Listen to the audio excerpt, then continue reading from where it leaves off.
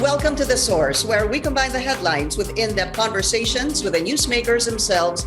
I'm Pinky Webb. Today on the program, an Ayuda for All, economic charter change, and a Department of Overseas Filipinos.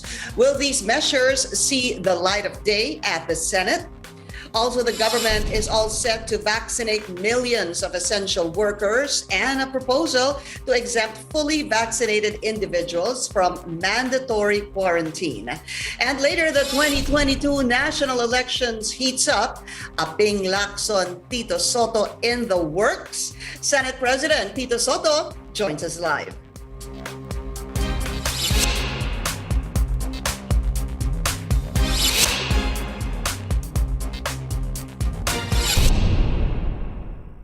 The Senate concludes its session with 72 bills being enacted into law. 21 other measures are up for President Rodrigo Duterte's signature. Meanwhile, the House of Representatives pushes for another round of Ayuda for All under Bayanihan 3 and an economic cha-cha. But will the Senate pass similar measures? Let's go straight to the source of the story. We have Senate President Tito Sotto. Tito Sen, welcome to the source. Good to see you again. Thank you, Pinky. Thank you for having me. Good morning. Hello to everyone.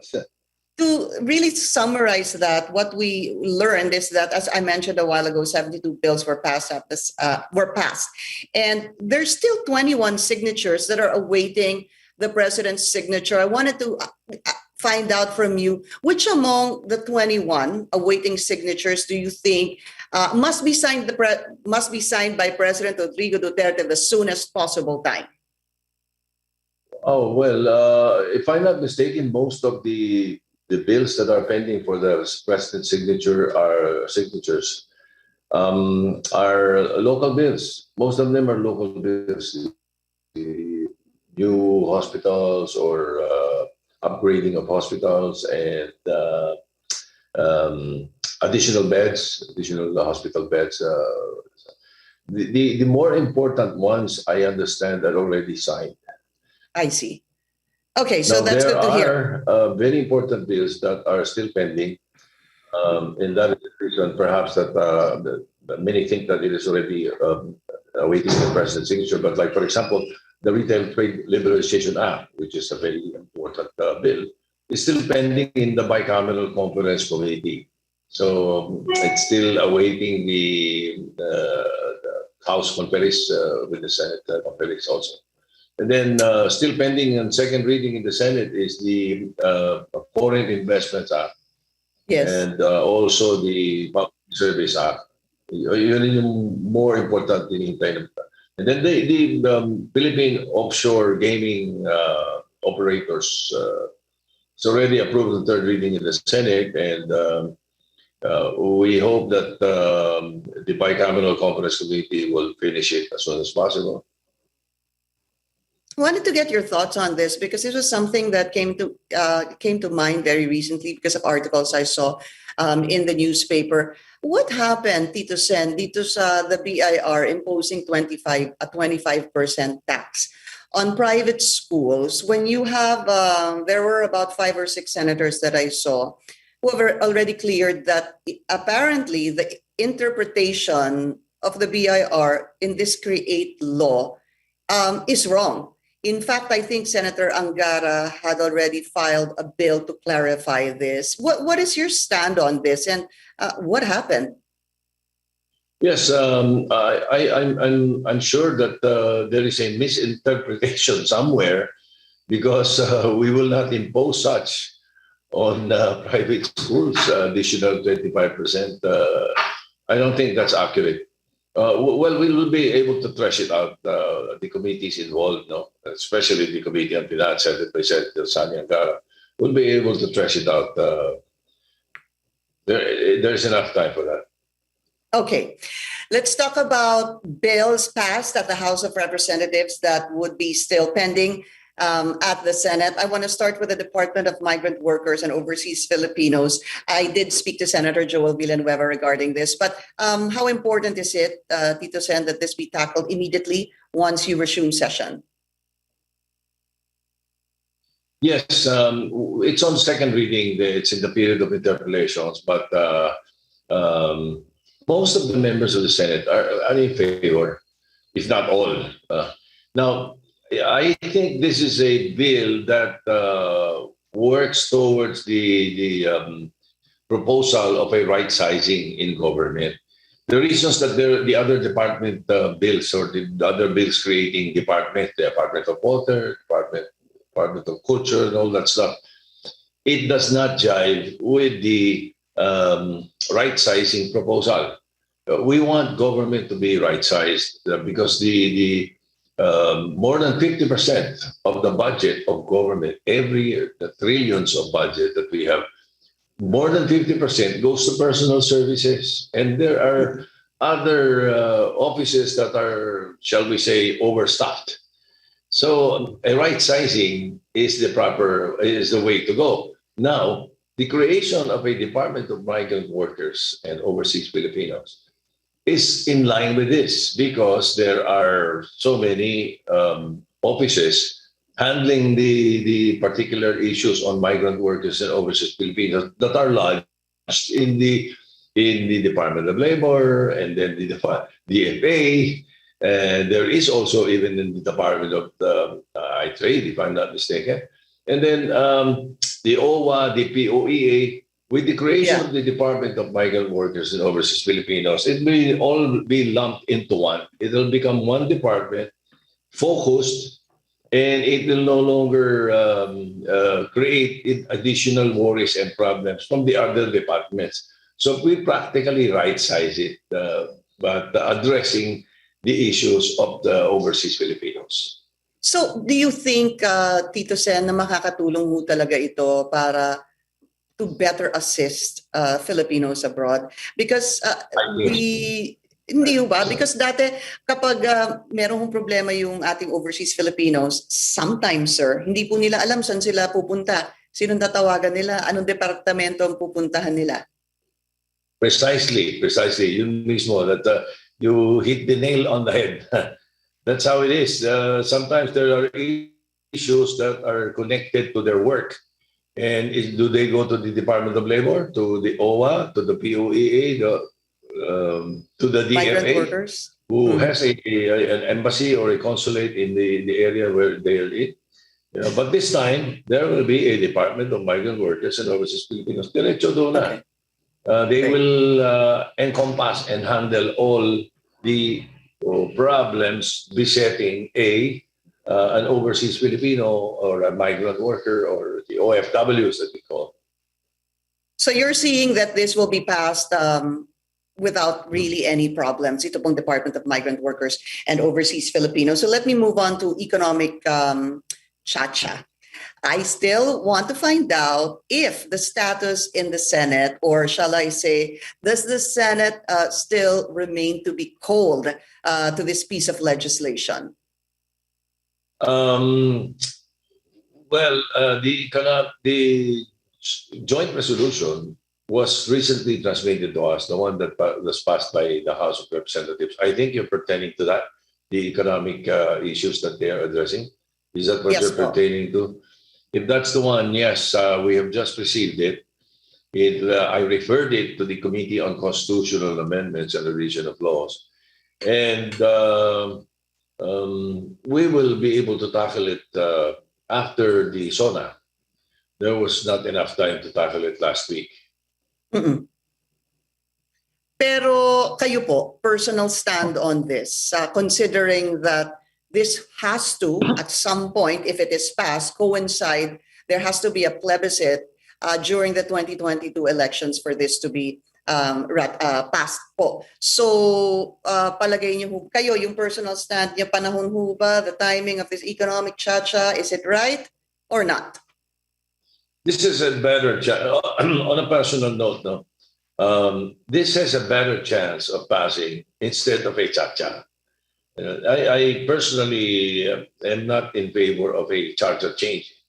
So if we're talking of amendments to the charter and very focused on economic provisions alone, it stands a better chance of passing in the Senate. And I myself, I will agree. as long as it's addressing the economic issues. That then again, we have enough time to tackle it. Really, we should not be rushing it. We can discuss it well, because after we pass the retail trade liberalization, or after President signs it into law, and then we also pass the Public Services Act and the Foreign Investments Act. Those three Kailangan pa ho laws ba to? might be able to address what the economic cha-cha provisions want to address. We'll know by August or September.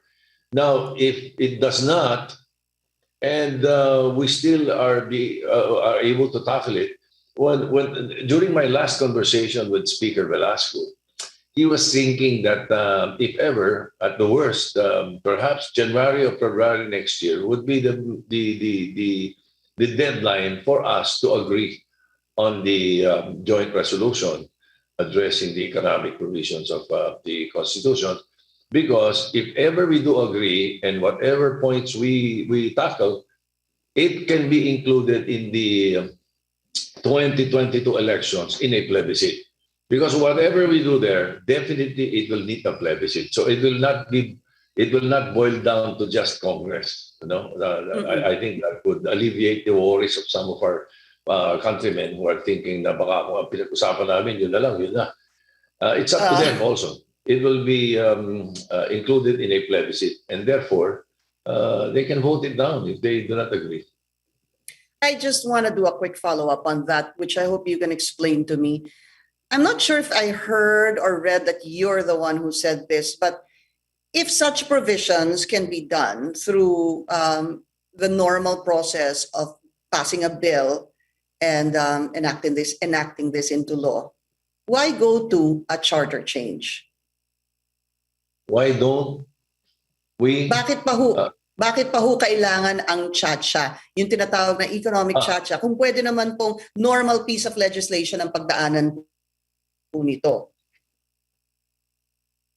Yes, that is precisely what the three bills that I mentioned are addressing. The Foreign Investments Act, the Public Services Act, and the Retail Trade Liberalization Act. So that's precisely what we're doing. But if in the event that these are enacted and it is not enough, it's still addressing a joint economic provision amendment, not a cha-cha, a economic provision amendment, like including a phrase in the Constitution that says, unless provided by law. All right. That line alone, if you include it in the Constitution, will still need a plebiscite. Okay. All right. Tito Sen, we need to take a very short break. The Source will be right back.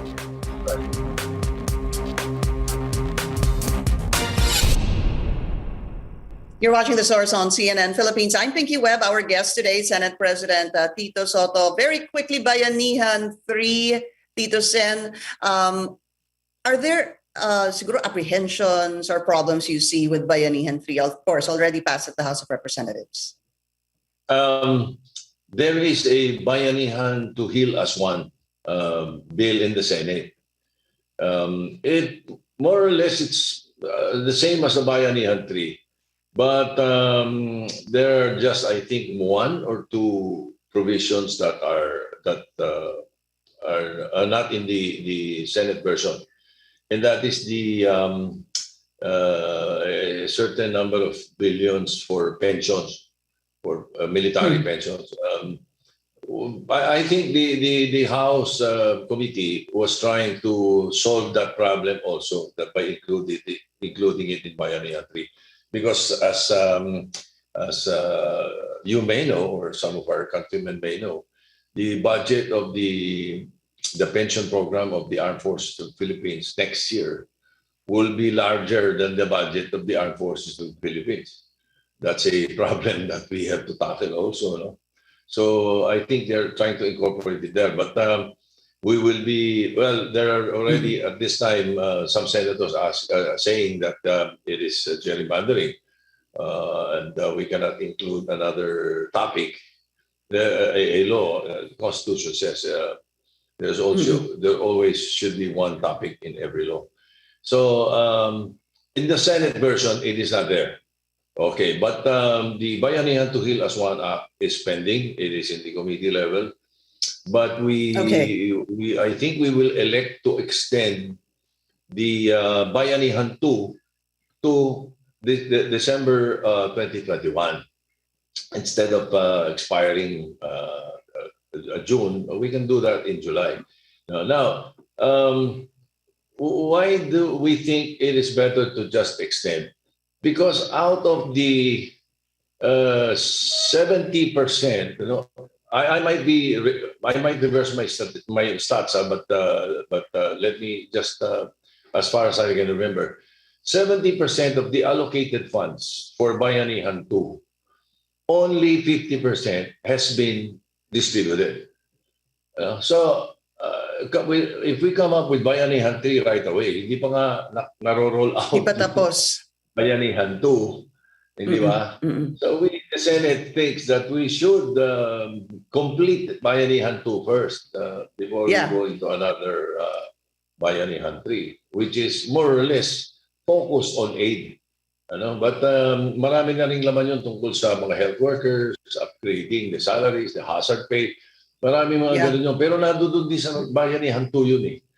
So if the allocation is not 100% yet, and the distribution is not the rollout or the distribution is not 100% yet, let's extend. That's the thinking of most of us. And I personally, let's extend na lang Bayanihan 2 muna before we indulge in Bayanihan 3. All right.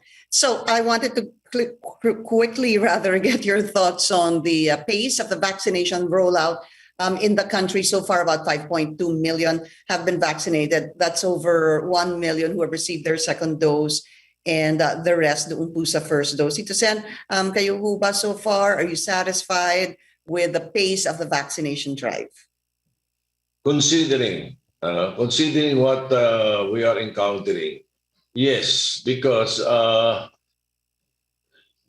we must remember that at the start, when these vaccines came out, the first world countries or the richer ones were buying most of the vaccines available. They were even paying double, and that's a fact. And they have announced it. They're even paying double just to get their vaccines right away. O tayong mga third world, kung tawagin, or medyo progressive pa lang. Or, trying to be progressive pa lang na country, tumatawad pa nga tayo eh. Tumatawad tayo sa presyo eh. Hindi ba, inimbestigahan pa nga namin yung sinasabi namin, bakit binibili ng ganito-ganito dollars yan eh. 600 lang pala yan.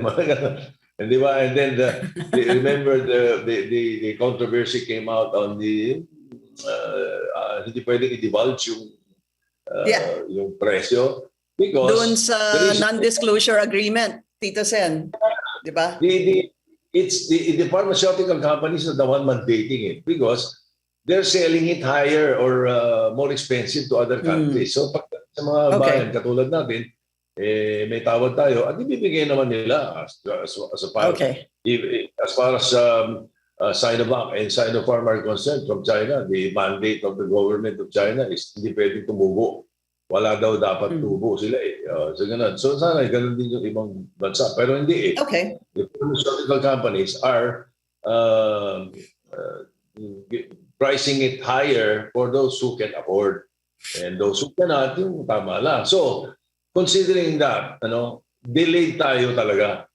Delayed ang pagdating sa atin. So ngayon pa lang na nagro-roll out tayo at marami-rami na rin ito, especially itong nasa A4 na, baka mag-A5 pa nga, at saka doon sa mga sinasabi namin doon sa mga gusto magpabakuna, bakuna nyo na. Kasi may mga ayaw eh. Merong mga nakalista lang sa A1, 2, 3, 4 na ayaw. O hindi may gusto. Di ba? So, bottom line, if you ask me, yes, on a scale of 1 to 10, am I satisfied with the way it's being done? Siguro on a scale of 1 to 10, I'd say a 7. All right. Okay. We need to take another short break. The Source will be right back.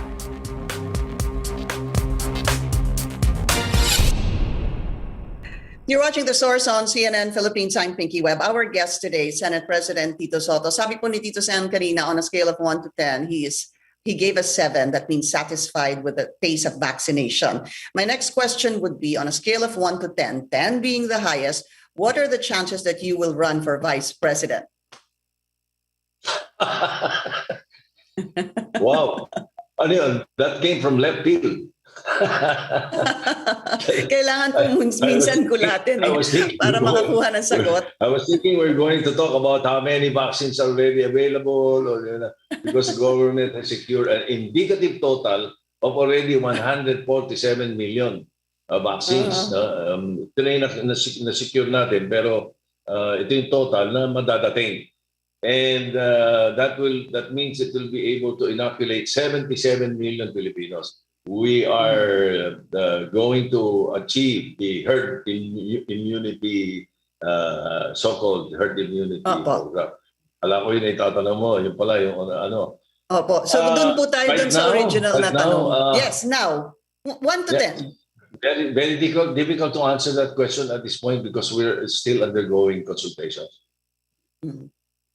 But is it going to be, if you do run, because the last time we spoke, I already asked you that question, sabi mo nga, magre-retire ka, but then your previous interview, sinabi nyo nga, you're still thinking of retiring or running for public office. But is it Tito Sotto Vice President run conditional na kailangan ang presidente nyo po ay si Senator Ping Lacson?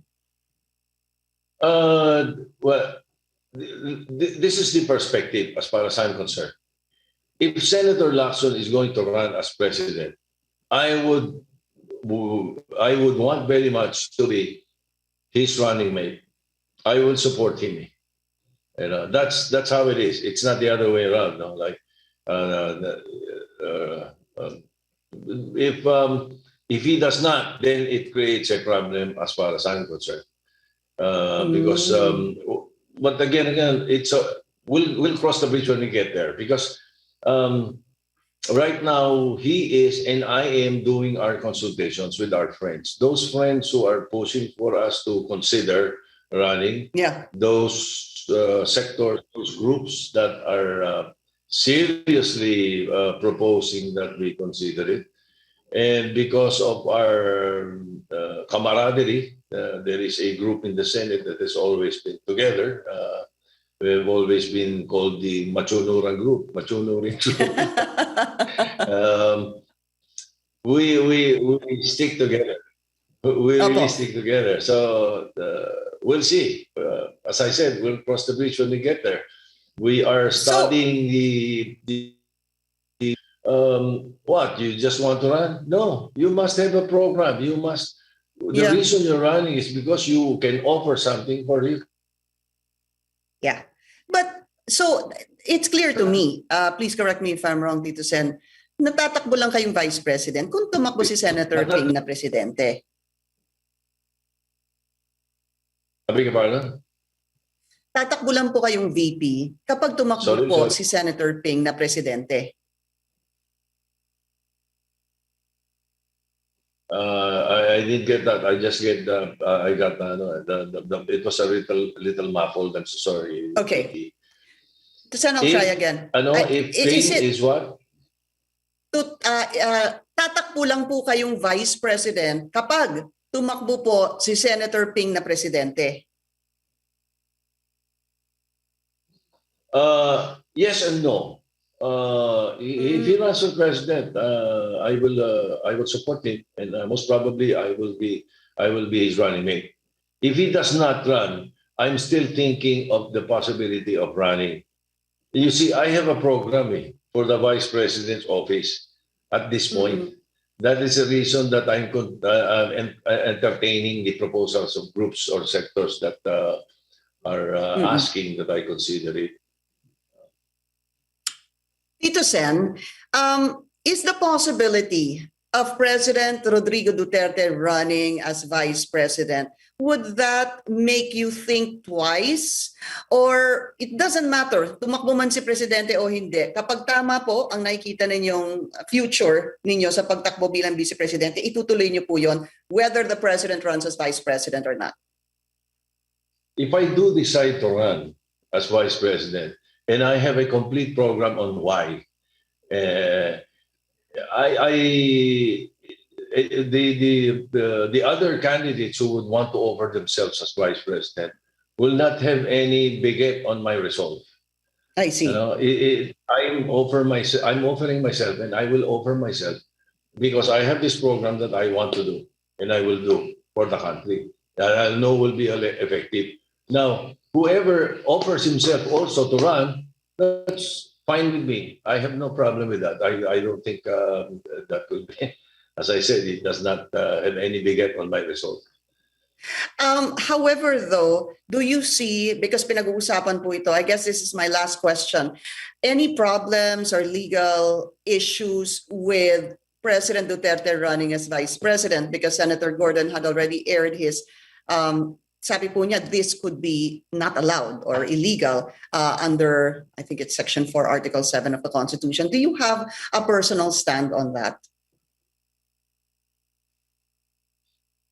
Well, if we do look at it that way, there are scenarios that might eventually happen, and it might violate the Constitution. That's my thinking right now. I'm not saying that it will violate. I'm not saying that it's allowed. What I'm saying is, what if a president wins as vice president and then the president resigns? Correct. Or something happens to the incumbent president? The former president who is vice president becomes president. Does that violate the Constitution? That's a very good question to ask the constitutionalists, I think. And that's how I look at it right now. Tito Sen, that was also brought up. Sabi nga nila, kapag may tumakbong presidente, kasama si Pangulong Duterte, at mag-resign siya, for whatever reason or another, the vice president automatically becomes the president. In other words, Vice President Duterte, if he wins, will automatically become president. And that's a question nga that should be raised as Section 4, Article 7 of the Constitution. All right, Tito Sen, we don't have time anymore. Again, I would like to thank you for your time, and of course, I wish you luck. All right, thank you very much. My pleasure. Thank you. And thank you for joining us here on The Source. I'm Pinky Webb. You're watching CNN Philippines.